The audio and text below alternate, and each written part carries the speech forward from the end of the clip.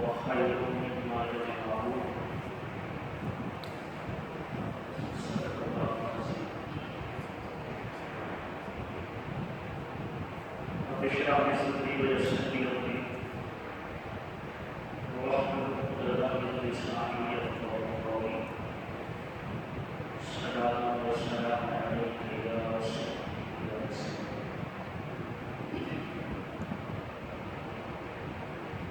ہم اسلام پر مشتمل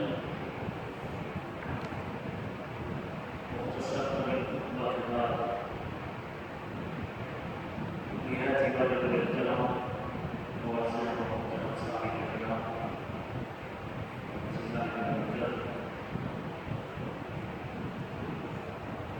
اللہ رب العزت کے فضل و کرم سے، اس کی دی ہوئی توفیق سے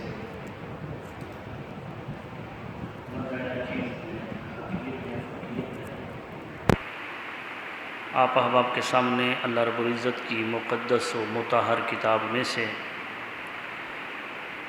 مقدس الفاظ تلاوت کرنے کا شرف حاصل کیا ہے۔ دعا گو ہوں کہ اللہ تبارک و تعالی مجھ بندہ ناچیز کو اس آیت بینہ کی صحیح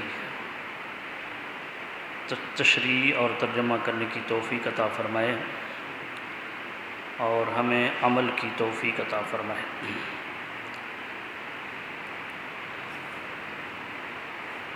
آج ربیع الاول شریف کا پہلا جمعہ ہے اور مومنوں کے لیے یہ مقدس مہینہ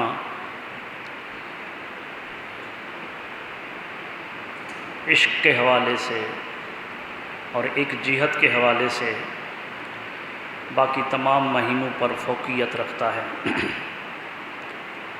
رمضان المبارک کی بڑی شان ہے، رب کائنات نے اس ماہ مقدس کے روزوں کو مومنوں پر فرض قرار دیا ہے اور قرآن مجید کا نزول بھی رمضان المبارک میں ہوا، لیکن حضور علیہ السلام کی ولادت و سعادت اس ماہ مقدس میں ہوئی، تو اس وجہ سے کئی مفسرین کرام نے اس مہینے کو تمام مہینوں پر فوقیت دی ہے کہ رمضان وہ مہینہ ہے جس میں قرآن آیا اور یہ وہ مہینہ ہے جس میں صاحب قرآن آیا۔ معروف روایت کے مطابق اس ماہ مقدس کی 12 تاریخ کو آقا انعامدار صلی اللہ علیہ وآلہ وسلم کی ولادت و سعادت ہوئی، تو اس وجہ سے حضور علیہ السلام کی آمد پر ہر مومن خوش ہے۔ حضور علیہ السلام کی آمد سے پہلے جہان ظلمت کدہ تھا، انسان موجود تھا لیکن انسانیت نام کی کوئی چیز نہیں تھی۔ انسان تو موجود تھا لیکن انسانیت اس قدر گر چکی تھی کہ انسان ہزاروں لاکھوں خداؤں کو پوجتا تھا۔ اللہ رب العزت نے اپنا پیارا حبیب صلی اللہ علیہ وسلم کو آخر الزمان نبی کا نب بنا کر بھیجا، تو یہ ظلمت کدہ جہان نور کے اندر تبدیل ہو گیا۔ کئی خداؤں کی پوجا کرنے والے ایک وحدہ لا شریک کی پوجا کرنے لگے۔ انسانیت جو گری ہوئی تھی اس کو وقار ملا، انسان کے ہر پہلو کو وقار ملا۔ اس وجہ سے حضور صلی اللہ علیہ وآلہ وسلم کو اللہ تبارک و تعالی نے رحمت للعالمین بنا کر بھیجا، تو حضور علیہ السلام تمام عالمین کے لیے رحمت بن کر آئے، تو ہر کسی پر اللہ رب العزت کا رحم و کرم ہوا۔ تو لہٰذا اس ماہ مقدس میں ہماری جو فرقہ واریت سے ماورا ہو کر ہر مسلمان مومن جو ہے وہ حضور علیہ السلام کی آمد پر خوش ہے۔ بس فرق صرف اتنا ہے کہ کوئی حضور علیہ السلام کا تذکرہ کر رہا ہے، عنوان رکھ رہا ہے جشن عید میلاد النبی، اور کوئی حضور علیہ السلام کا تذکرہ کر رہا ہے تو جلسے کر رہا ہے سیرت النبی۔ ہر مومن، ہر مسلمان حضور علیہ السلام کی آمد پر شاداں ہے اور خوش نظر آتا ہے۔ اللہ رب العزت کا فرمان بھی یہی ہے۔ رب کائنات نے اپنے مقدس کلام میں ارشاد فرمایا، قل اے حبیب آپ فرما دیں، بفضل اللہ، اللہ کے فضل کے مل جانے پر، وبرحمتہ، اور اس کی رحمت کے مل جانے پر، فبذالک، پس اسی لیے، فلیفرحوا، انہیں چاہیے کہ وہ خوشی منائیں، هو خیر مما یجمعون، اور یہ خوشی منانا جو کچھ وہ جمع کرتے ہیں ان سے بہتر ہے۔ ہر قوم، بیدار قوم کا یہ شیوہ رہا ہے کہ وہ جو تاریخ کے مقدس ایام ہیں ان کی تاریخ کے اندر جو کامیابیاں ہیں، ہر بیدار قوم اس دن کو مناتی ہے۔ انسان کی طبیعت اتنا خشک نہیں ہے کہ وہ اللہ رب العزت کے کسی نعمت کے مل جانے پر شاداں نہ ہو، اور کسی مصیبت پر وہ اسے غمی کا احساس نہ ہو۔ یہ انسان کی طبیعت کے اندر رکھ دیا گیا ہے کہ انسان ہمیشہ اللہ تبارک و تعالیٰ کی نعمتیں مل جانے پر شاداں ہوتا ہے، خوشی مناتا ہے، اور جب اسے کوئی غمی پہنچتی ہے تو اسے غم کا احساس ہوتا ہے۔ ہم جب اس کائنات کے اندر دیکھتے ہیں تو ہمارے کئی ممالک کے اندر، بیشتر ممالک کے اندر، کئی ممالک ہمارے پاکستان سمیت وہ یوم آزادی مناتے ہیں۔ یوم آزادی ہم بھی ایک ایسی قوم کے اندر منسلک تھے، ان کے ساتھ ملے ہوئے تھے، ہندوؤں کے ساتھ۔ جب ان سے آزادی ملی، ہمیں علیحدہ مملکت، خدا داد مملکت اللہ نے ہمیں عطا کی، خدا داد مملکت ہے، تو ہم اس دن کو ہم سیلیبریٹ کرتے ہیں۔ 14 اگست ہر سال جو ہے ہم اس کو سیلیبریٹ کرتے ہیں، اور ہر ممالک میں ہوتا ہے۔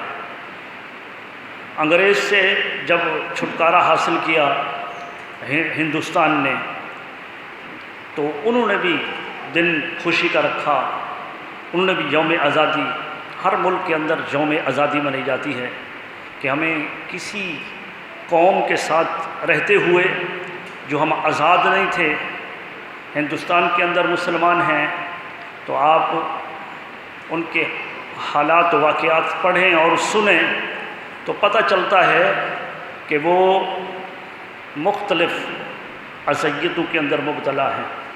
یہاں تک کہ اللہ رب العزت نے جس جانور کا، گائے کا گوشت ہم پر حلال قرار دیا ہے، تو انڈیا کے مسلمان جو ہیں اس گوشت تک کو نہیں کھا سکتے۔ برملا علی الاعلان، جیسے ہم آزاد مملکت کے اندر رہ کر عبادت اور ریاضت کرتے ہیں، وہاں ایسا نہیں ہوتا ہے۔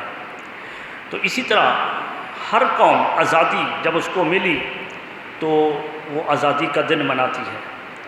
تو حضور علیہ السلام کو بھی ہمیں آزادی ملی ایک قوم سے، اور آقا علیہ السلام تشریف فرما ہوئے تو ہمارے دلوں کو آزادی ملی۔ ہمارے دل بتوں کے غلام تھے، ہمارے ذہن و فکر وہ اللہ رب العزت کے ماں سوا اینٹی خدا جو تھے ان کے ساتھ، ہمارے دل، ہمارے آبا و اجداد پہلے کے جو لوگ تھے، زمانے جہالت کے اندر جو لوگ تھے، تو ان کے دل ان کے ساتھ جڑے ہوئے تھے۔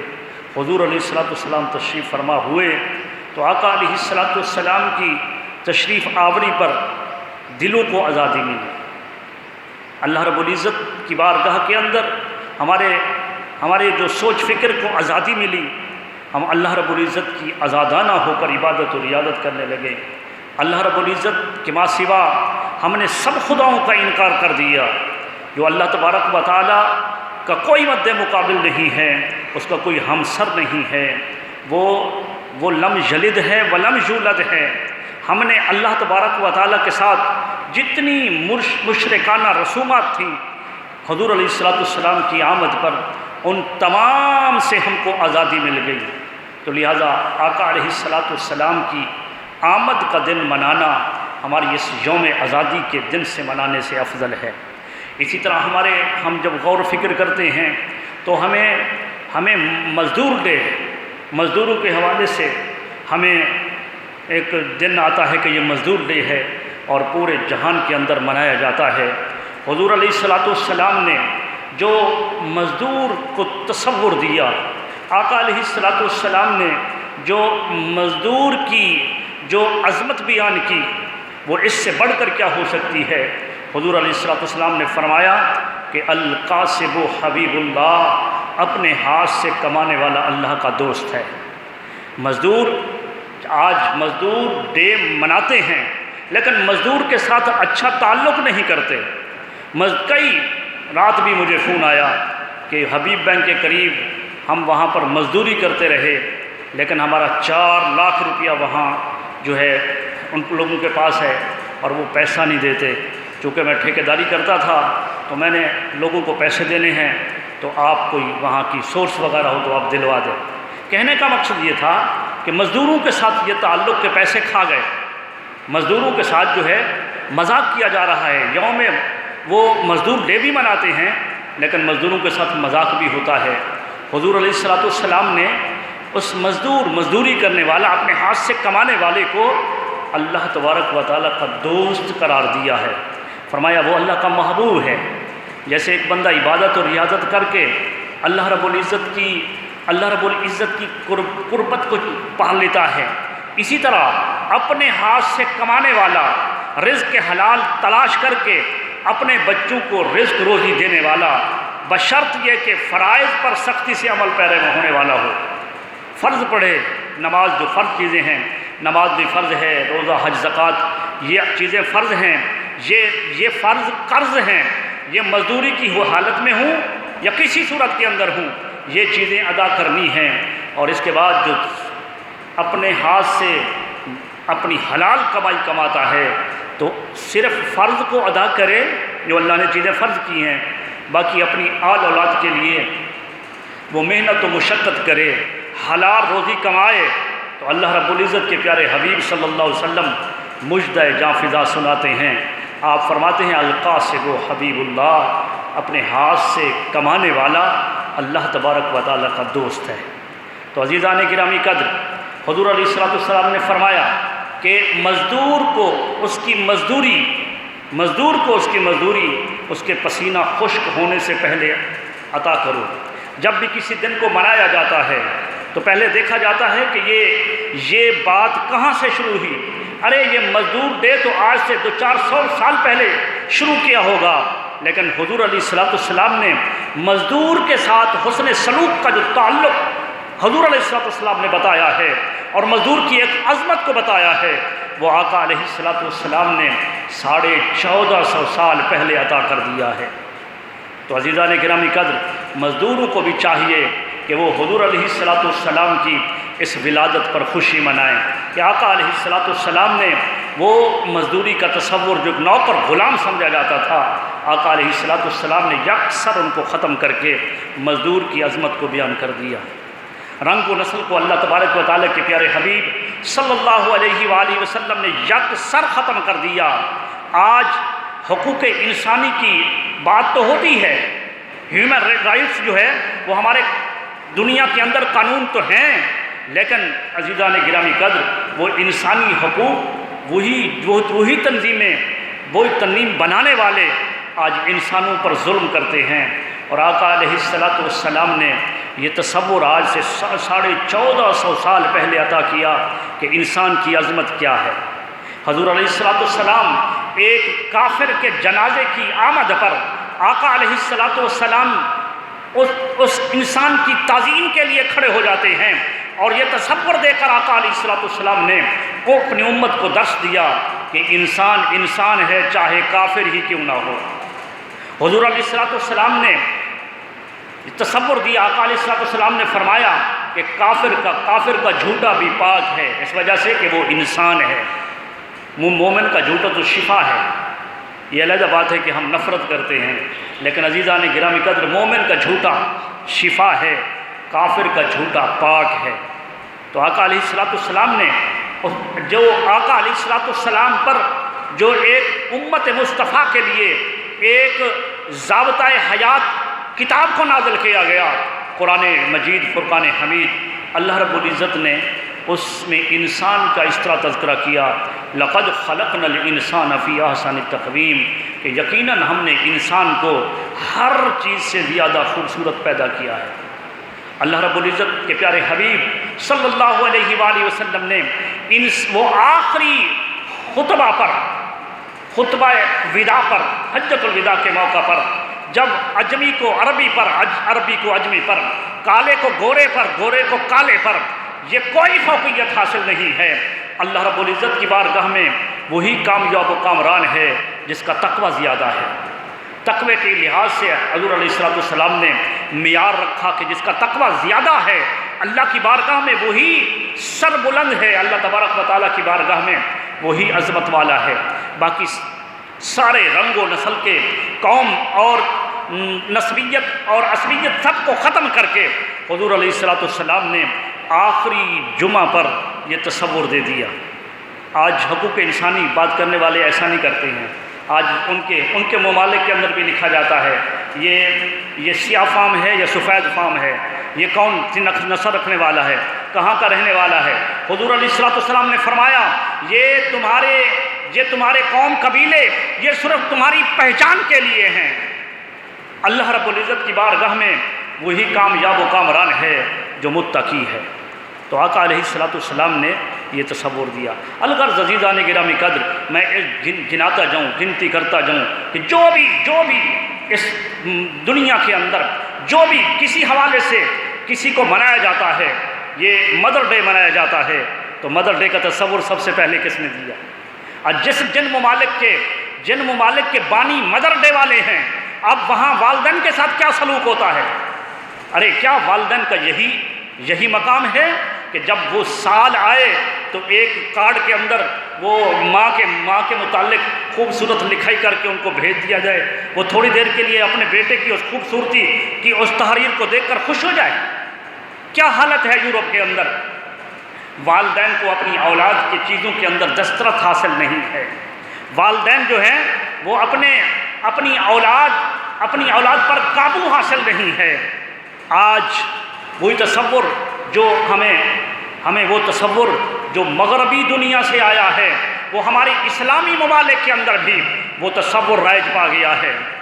آج ہماری مائیں جن کے قدموں کے اندر رب کائنات نے، حضور علیہ الصلوۃ والسلام نے فرمایا کہ ماں کی قدموں کے نیچے جنت ہے، تو اس ماں کو آج پاکستان کے اندر بھی، کراچی کے اندر بھی اولڈ ہاؤس بنائے گئے ہیں۔ آج اولڈ ہاؤس کے نام سے عمارتیں بھی ہیں، اور اس کے ماں سوا ایجی سینٹر کے اندر بھی ان ماؤں کو رکھا گیا ہے۔ ہر سال وہ دن آتا ہے تو میڈیا بیدار ہوتا ہے اور پھر وہاں جا کر ان سے بات چیت کرتا ہے۔ وہ مائیں دہائی دیتی ہیں کہ میری تو اتنا اولاد ہے اور کوئی غریب بھی نہیں ہے، کھاتے پیتے لوگ ہیں، اور میں کوئی اتنا بیمار بھی نہیں ہوں، صحیح سلامت ہوتی ہیں، چلنے پھرنے کے قابل ہوتی ہیں، لیکن پھر بھی انہیں ایجی سینٹر کے اندر رکھا گیا ہے۔ ارے ایسا کرنے والے وہ جہنم خرید کر رہے ہیں، جہنم خرید کر رہے ہیں۔ حضور علیہ الصلوۃ والسلام نے یہ ماں کے مقام کو ارشاد فرمایا کہ ماں کا مقام یہ ہے کہ ماں کے قدموں کے نیچے جنت ہے۔ اور آقا علیہ الصلوۃ والسلام نے اپنے آخری دور کے اندر یعنی وہ وقت جب حضور علیہ الصلوۃ والسلام کچھ عرصہ کے بعد اس جہان فانی سے آپ رخصت ہوئے، آقا علیہ الصلوۃ والسلام نے ایک خواہش ظاہر کی۔ آپ صلی اللہ علیہ وسلم نے فرمایا کاش میرے والدین زندہ ہوتے تو میں نماز کی حالت میں ہوتا اور میرے والدین میں سے کوئی مجھے پکارتا اور میں حالت نماز میں سورہ فاتحہ پڑھ رہا ہوتا تو میں ان والدین کی پکار پر اللہ کی نماز کو چھوڑ کر اپنے والدین کی خدمت میں حاضر ہو جاتا۔ یہ حضور علیہ السلام نے والدین کا مقام بتایا ہے۔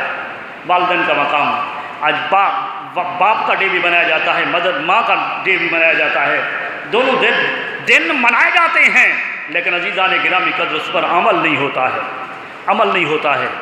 حضور علیہ السلام نے فرمایا یہ سب کچھ آپ دیکھتے ہیں نا گاڑیوں میں ہر جگہ لکھا ہوتا ہے کہ کچھ صرف لکھنے کی حد تک کہ یہ سب میری ماں کی دعا ہے، یہ سب میری ماں کی دعا ہے۔ تو ایسا کیوں نہیں لکھا جاتا یہ سب میرے ماں باپ کی دعا ہے؟ بھئی باپ کے تو مقام ہے نا، باپ کا بھی درجہ ہے، وہ سارا دن جو ہے وہ سارا دن کام کاج محنت مشقت کر کے اپنی اولاد کو پالتا پوستا جوان کرتا ہے، حلال کمائی کھلا کر انہیں جوان کرتا ہے۔ تو لکھائی صرف یہی نہیں کہ یہ سب میری ماں کی دعا ہے، لکھائی پوری وہ اس وقت ہوتی ہے جب وہ کہے یہ سب میرے ماں باپ کی دعا ہے، میرے ماں باپ کی دعا ہے۔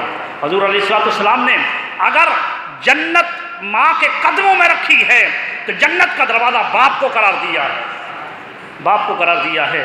عزیزان گرامی قدر یہ تصور جو مغربی دنیا نے دیا، یہ کہا کہ ماں باپ کی عظمت ہے وہ دن منانا چاہیے، اور یہ تصور تو چند سو سال کے بعد شروع ہوا ہے۔ یہ سب سے عظیم تصور جو ہے وہ اللہ تبارک و تعالیٰ کے پیارے حبیب صلی اللہ علیہ وآلہ وسلم نے آج سے 1450 سال پہلے دیا ہے، پہلے دیا ہے۔ تو عزیزان گرامی قدر یہ سارے دن منائے جاتے ہیں، تو اس ذات کا دن کیوں نہ منایا جائے، اس ہستی کا دن کیوں نہ منایا جائے کہ جن نے کسی کی حد سے بھی آپ دیکھو کہ جتنے یوم بھی منائے جاتے ہیں ان کو عظمت ملی، تو اس عظمت کو جاری کرنے والے یہ قانون ضابطہ ہوتا ہے کہ جو خوبی ہوتی ہے دیکھو کا شروع کہاں سے ہوئی، تو یہ ہر خوبی جو ہے وہ مزدور ڈے کے حوالے سے ہو، وہ یوم آزادی کے حوالے سے ہو، وہ مدر ڈے کے حوالے سے ہو، کسی بھی حوالے سے کوئی آزادی ملتی ہے تو اس کا آغاز امام الانبیاء صلی اللہ علیہ وآلہ وسلم سے ہوتا ہے۔ تو لہذا آقا علیہ السلام کا اپنی امت پر اللہ تبارک و تعالیٰ کے کرم فضل سے اس قدر احسان ہے کہ ہم ان کا احسان چکا نہیں سکتے، ہم ان کے اوصاف بیان نہیں کر سکتے۔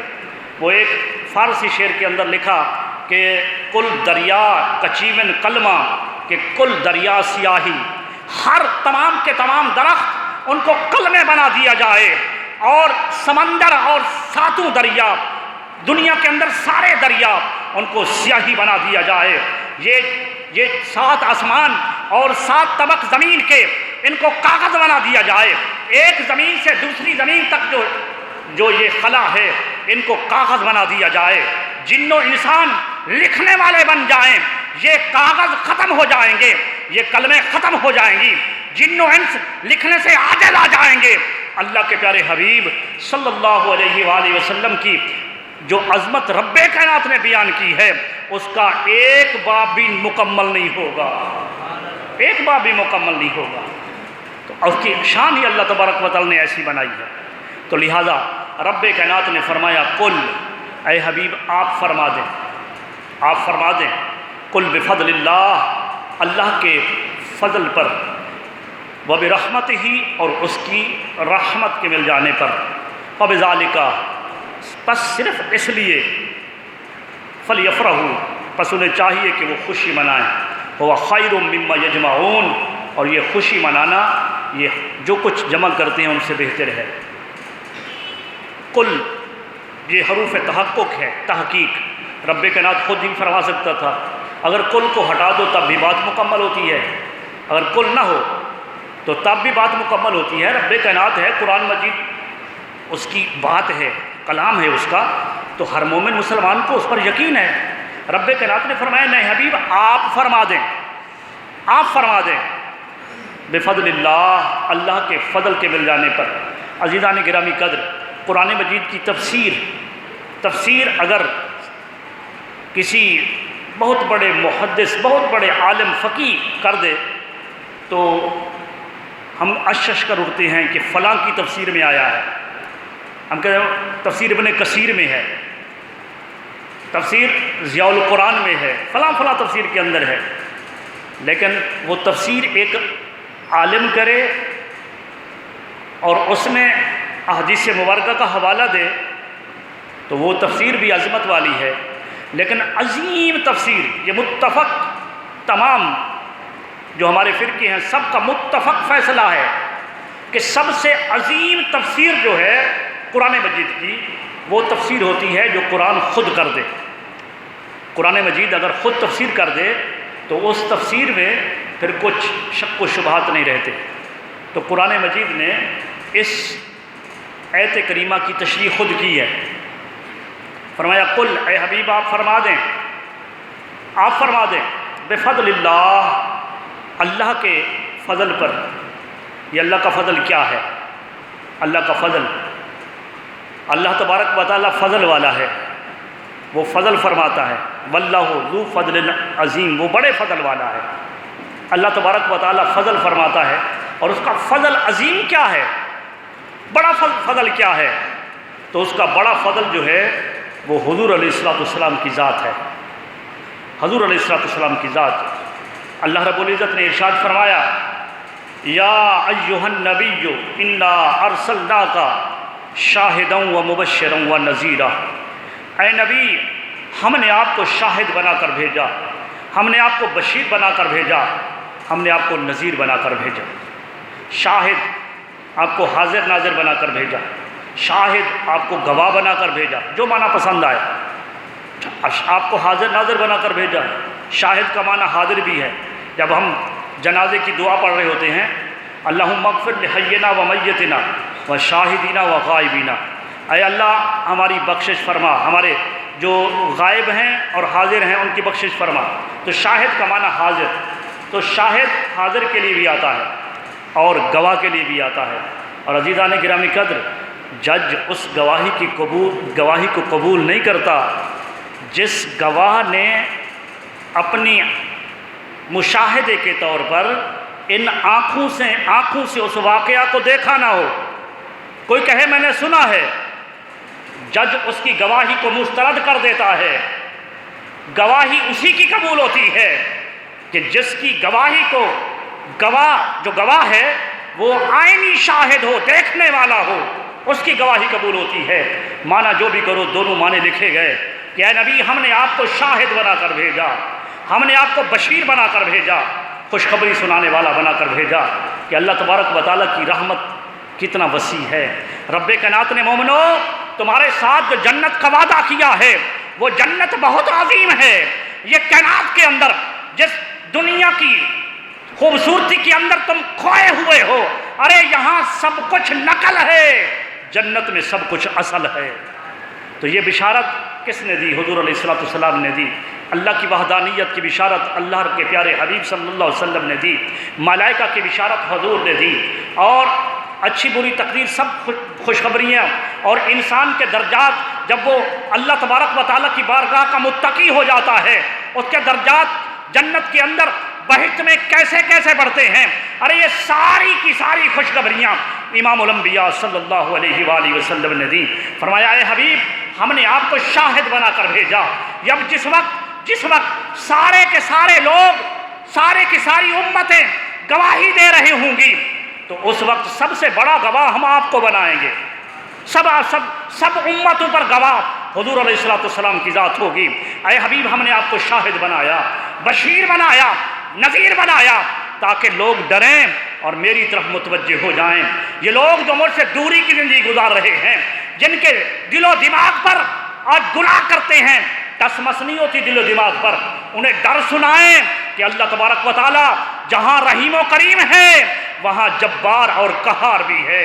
اللہ رب العزت جہاں مومنو تمہیں جنت کا وعدہ کرتا ہے، وہاں اگر اپنے نہج کو، اپنے راستے کو درست نہ کیا تو سنو تمہارے لیے جہنم کو بھی تیار کیا گیا ہے۔ تو عزیزان گرامی قدر، اللہ تبارک و تعالیٰ سے ڈرانے والے حضور علیہ السلام کی ذات ہیں۔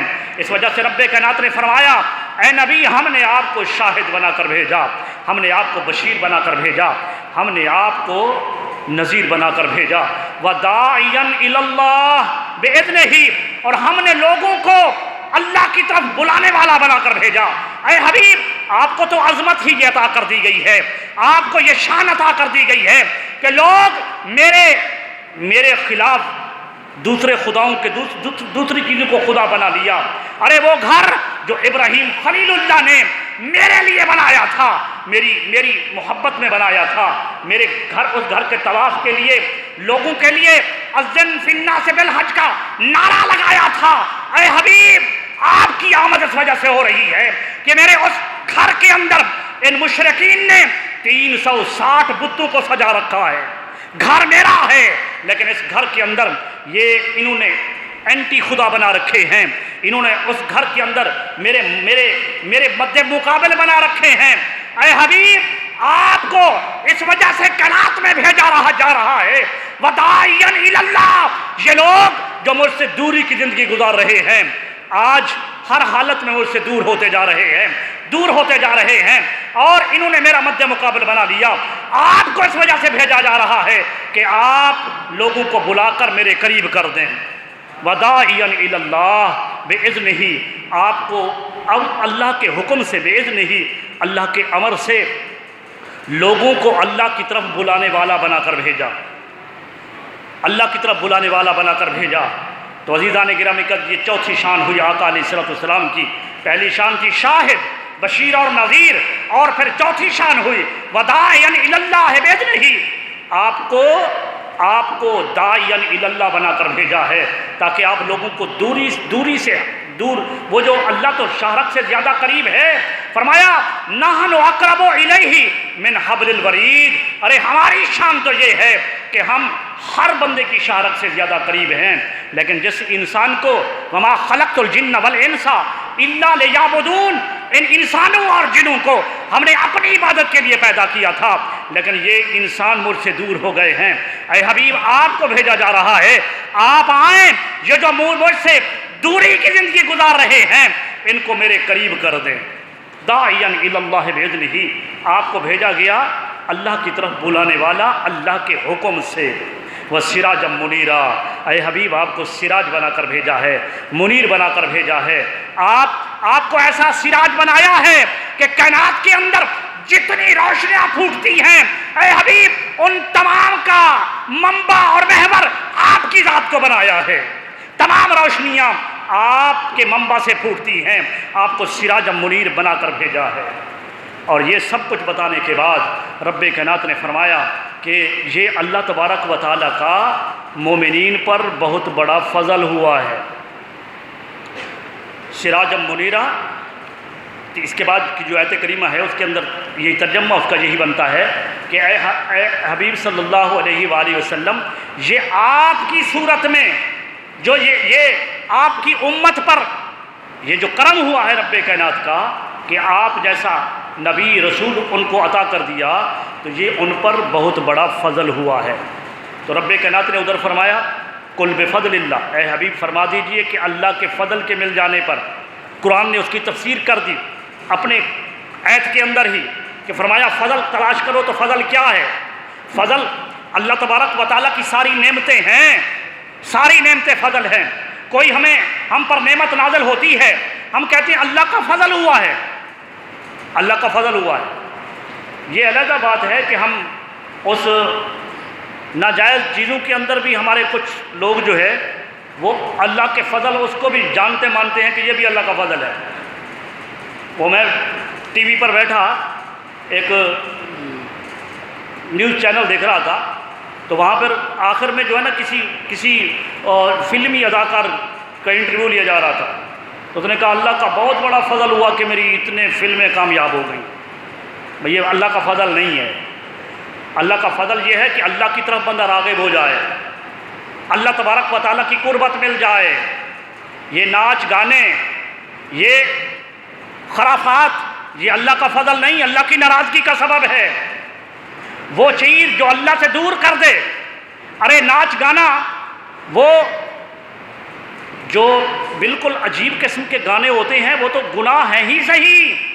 ارے یہ کرکٹ میچ جو ایک صرف کھیل ہے، اگر وہ کرکٹ میچ اس دن جس دن کرکٹ میچ آ رہا ہو پاکستان کا کسی ملک کے ساتھ، اگر وہ کرکٹ میچ ظہر کے ٹائم ہو، عصر کے ٹائم ہو، کرکٹ میچ یاد ہو، نماز بھول جائے، تو یہ کرکٹ میچ دیکھنا بھی گناہ ہے، یہ بھی اللہ سے دوری کا سبب ہے۔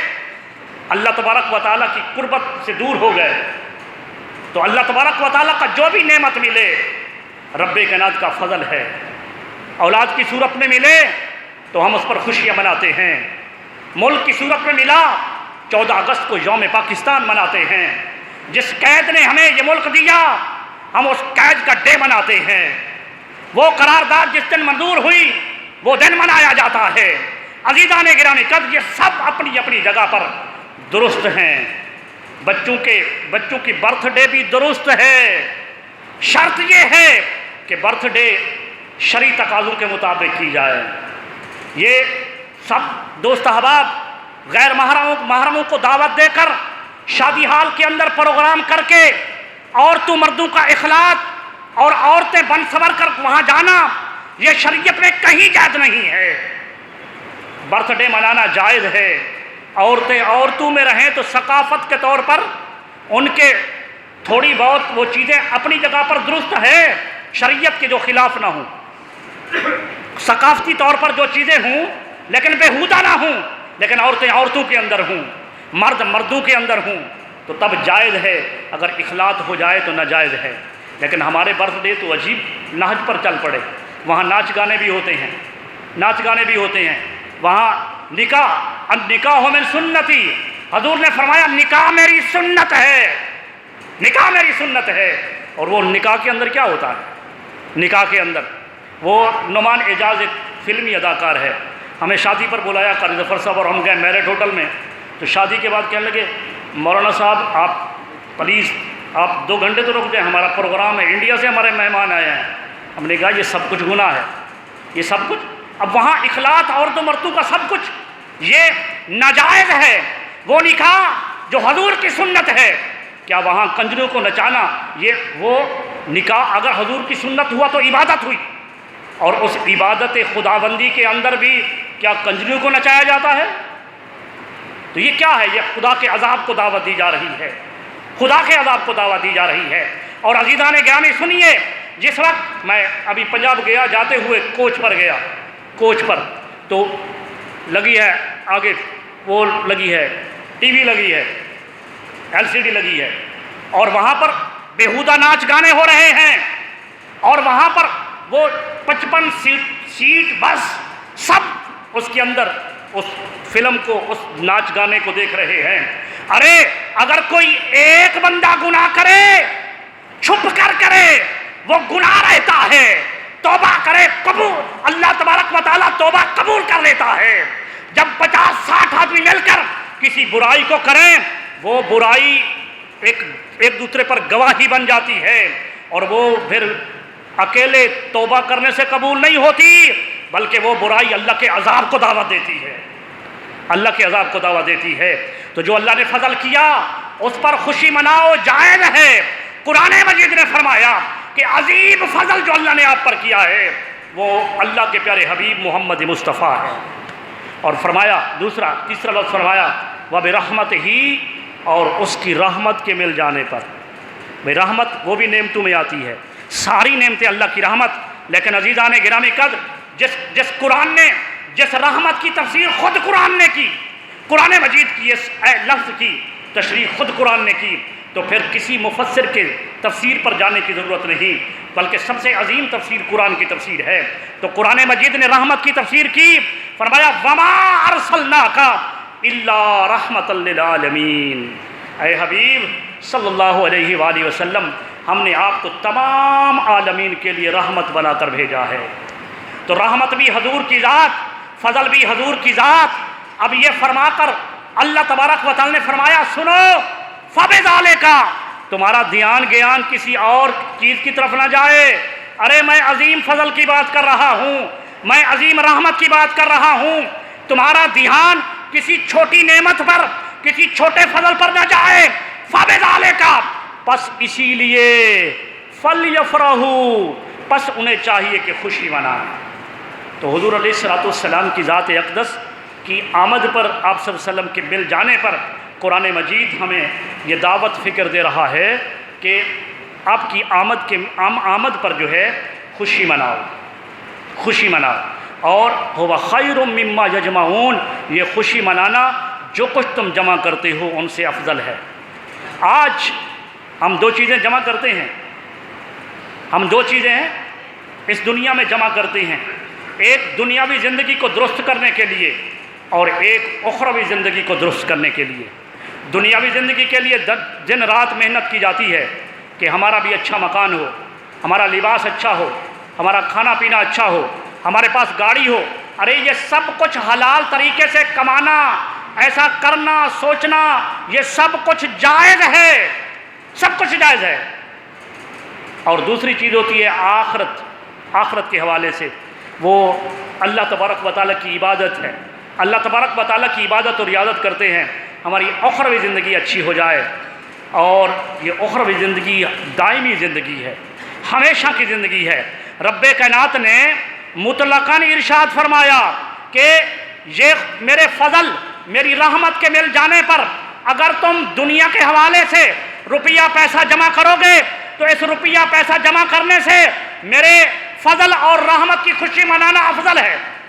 رب کائنات نے یہاں قید نہیں لگائی اور نہ یہ فرمایا کہ آخرت کے حوالے سے جو نیکیاں جمع کرتے ہو ان سے افضل ہے، بلکہ مطلقاً فرمایا دنیا کے حوالے سے تم دنیا کی جاہ و جلالت کے حوالے سے جو جمع کرو، میرے حبیب کے مل جانے پر، میری نعمت اور میرے فضل کے مل جانے پر تمہارا دنیا کے حوالے سے سب کچھ جمع کرنے سے افضل ہے اور آخرت کے حوالے سے تمہاری نیکیاں جمع کرنے سے افضل ہے۔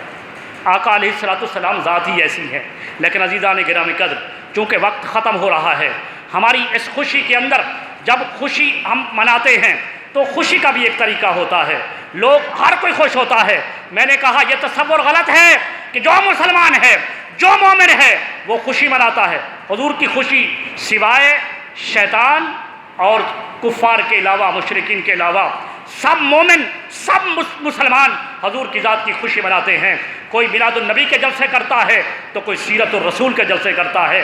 آقا علیہ الصلوۃ والسلام کی آمد پر سبھی خوش ہو رہے ہیں، لیکن عزیزان گرامی قدر، خوشی منانے کا یہ مقصد نہیں کہ اس خوشی کے اندر غیر رسمی، غیر شرعی چیزوں کو اس خوشی کے اندر داخل کر دیا جائے، جیسا کہ ہمارے جلوسوں کے اندر نظر آتا ہے۔ ارے جلوس نکالنا جائز ہیں، جائز ہیں، جلوس نکالنا جائز ہیں، لیکن ان جلوس کے اندر جو ایک نوجوان قسم کے لڑکے اس پر جو بھنگڑے ڈال رہے ہوتے ہیں یہ ناجائز ہیں۔ اس جلوس کے اندر جو اللہ کی نعمتوں کی بے حرمتیں کی جا رہی ہوتی ہے، کھارا در کی طرف نکل جاؤ تو بہت دور دور سے اوپر چھتوں پر کھڑے ہو کر وہ بریانیوں کے پیکٹ پھینکتے ہیں۔ ارے اس طرح اللہ کی نعمت کو تقسیم کرنا ناجائز ہے۔ آج کل تو معاملات یہاں تک بھی پہنچے کہ خوشی کے موقع پر، اس ربیع اول کے موقع پر، 12 ربیع اول کے اندر ڈھول کی تاپ پر لڑکے رقص کرتے نظر آتے ہیں۔ ارے یہ اللہ تبارک و تعالیٰ کے پیارے حبیب صلی اللہ علیہ وسلم کی خوشی نہیں بلکہ اللہ کے عذاب کو دعوت دینا ہے۔ یہ ایسی خوشی منانا ناجائز ہے، یہ ڈی جے وغیرہ یہ سب کچھ ناجائز ہیں۔